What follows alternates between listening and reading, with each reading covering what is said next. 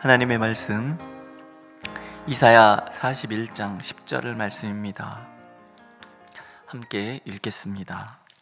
두려워하지 말라. 내가 너와 함께 함이라. 놀라지 말라. 나는 네 하나님이 됨이라. 내가 너를 굳세게 하리라. 참으로 너를 도와주리라. 참으로 나의 의로운 오른손으로 너를 붙들리라. 아멘.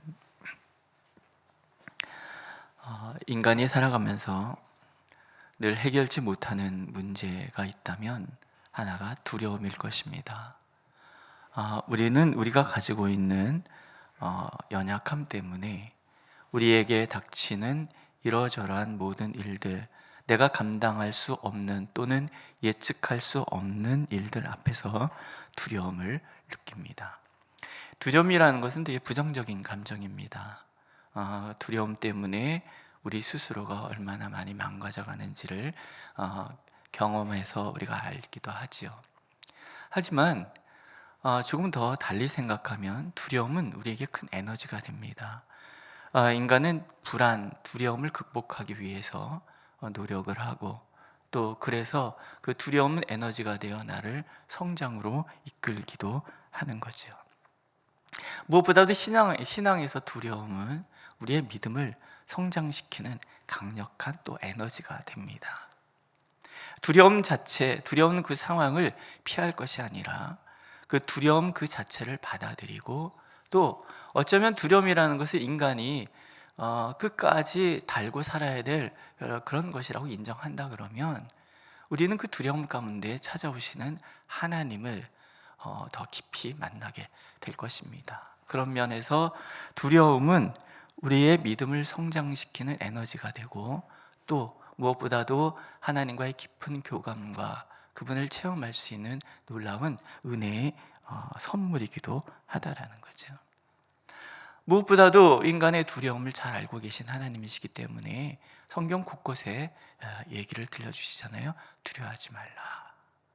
두려워하지 말라. 폭풍 가운데 있을 때도 예수님은 제자들에게 얘기하십니다. 두려워하지 말라. 내니 안심하라. 항상 우리의 삶 가운데는 이 두려움이라는 폭풍이 밀려오고 그 폭풍은 사실 우리 힘으로 감당할 수 없는 그런 부분이란 말이죠. 하지만 그런 두려움 상황 가운데 우리가 하나님을 찾을 땐 하나님 반복해서 두려워하지 말라. 이유는 한 가지잖아요. 하나님이 함께 하십니다. 내가 너와 함께하니 두려워하지 말라. 또 놀라지 말라. 놀라움이라는 것 자체는 내가 어쩔 수 없는 불가항력적인 상황 때문에 오는 거잖아요. 그 놀라움 속에서도 하나님은 들려주시는 거예요. 나는 너의 하나님이다. 온 천지의 창조주 되신 하나님, 모든 불가능을 가능케 하시는 그 하나님, 능히 하지 못하신 일이 없으신 그 하나님이 나의 하나님이시다라는 것, 내 편이시다라는 것, 요한복음에 우리가 읽은 말씀처럼 친히 사랑하시는 사람들이라는 것. 또 이사야서 43장에 보면 우리를 보배로 생각하시고 존귀하다 하시고 당신의 모든 것을 내어주시기를 기뻐하시는 그런 존재라고 생각하시는 하나님이 나의 하나님이시라면 오늘 우리의 삶 가운데 찾아오는 어떤 두려움이라 할지라도 우리는 능히 부딪혀갈 수 있고 그것을 통해서 나와 함께 하시는 하나님, 나의 하나님 되신 그분을 만나는 중요한 계기가 되는 거죠. 하나님은 오늘 말씀을 통해서 약속하시잖아요. 함께 하시고 우리의 하나님 되신 무엇을 하시겠는가? 세 가지로 얘기해 주십니다. 하나는 굳세게 하리라. 시편에 보면은 하나님 내 발이 미끄러진다 말할 때에 사실은 삶 자체가 미끌미끌하잖아요. 우리 아이들이 뭐 이런저런 계획을 할 때 얘기를 하다 보면은 전에는 이렇게 해라 저렇게 해라 얘기를 했는데 요즘은 아이들에게 그렇게 말을 못 하겠어요. 인생에는 정답이 없다. 다만 너가 최선을 다하여 하나님 앞에 산다면 그것이 정답이 아니겠냐.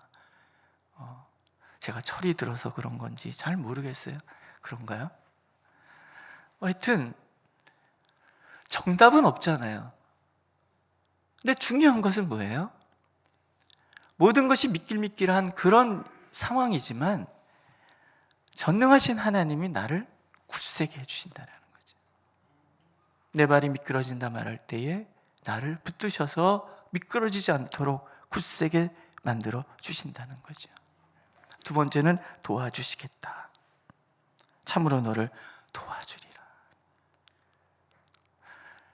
우리가 이제 수험생을 위해서 작정하여 기도하니까 제가 이제 청소년들 사역을 한 20년 이렇게 하다 보면 해마다 수험생들을 만나잖아요. 아이들한테 꼭 이런 얘기를 들려줍니다. 시험장에는 아무도 못 들어가. 너만 들어가. 그렇게 네가 부르는 엄마도 못 들어가고 아빠도 못 들어가.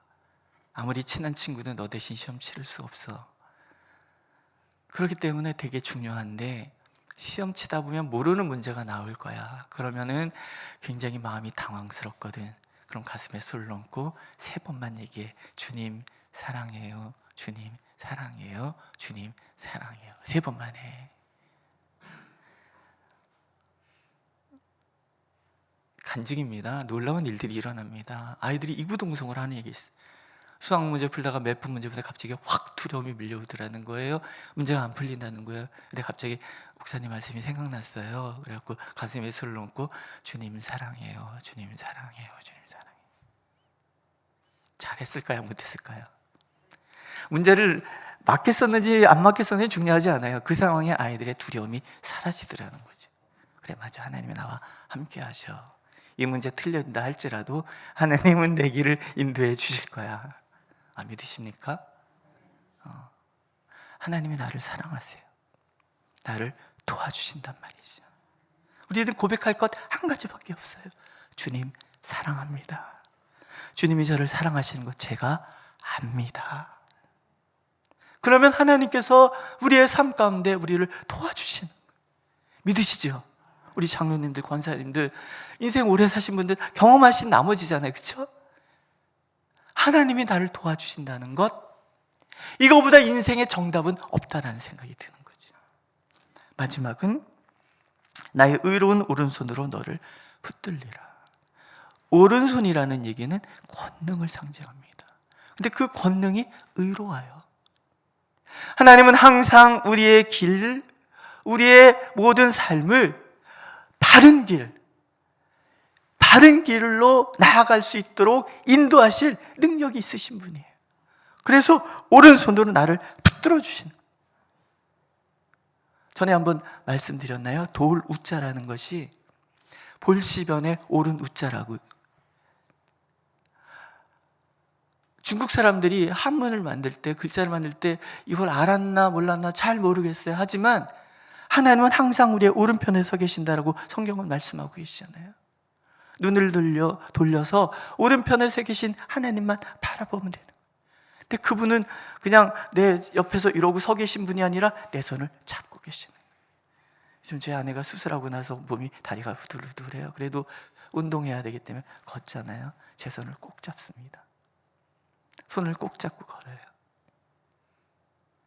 별거 아닌 남편이 손잡고 걸어줘도 안심이 되는데 전능하신 하나님, 우리를 위해 당신의 모든 것을 내어주시는 그 하나님이 내 손을 잡고 계십니다. 믿으십니까? 하나님이 내 손을 잡고 계시는 한 누구도 우리를 건드릴 수 없고 어떤 상황에도 우리는 넘어질 일이 없습니다. 오늘도 그 하나님이 우리 하나님이시고 그 하나님이 우리와 함께 하십니다. 두려워 말라, 놀라지 말라 들려주고 계십니다. 그 믿음으로 오늘도 기도하고 그렇게 우리 자녀들이 하나님을 의지하고 살아가는 자녀 되기를 함께 기도하기를 원합니다. 기도하겠습니다. 광야길 험한 길 앞에 두고 두려워 떨고 있는 이스라엘 백성을 찾아오셔서 두려워 말라, 놀라지 말라 들려주셨던 하나님은 오늘도 우리 인생길에 함께 하시는 하나님이시고 우리 자녀들의 길에 함께 하시는 하나님이신 줄로 믿습니다. 오늘도 우리를 붙들어 주시옵소서, 우리를 도와주시옵소서, 우리를 굳세게 세워 주시옵소서. 우리 자녀들 그리하여 주시옵소서. 그래서 하나님의 살아계심과 하나님의 우리를 사랑하심을 더 깊이 하는 시간들이 되도록 하나님 인도하여 주시옵소서. 예수님의 이름으로 기도드렸습니다. 아멘. 하늘에 계신 우리 아버지, 아버지의 이름을 거룩하게 하시며 아버지의 나라가 오게 하시며 아버지의 뜻이 하늘에서와 같이 땅에서도 이루어지게 하소서. 오늘 우리에게 일용할 양식을 주시고 우리가 우리에게 잘못한 사람을 용서하여 준 것 같이 우리 죄를 용서하여 주시고 우리를 시험에 빠지지 않게 하시고 악에서 구하소서. 나라와 권능과 영광이 영원히 아버지의 것입니다. 아멘.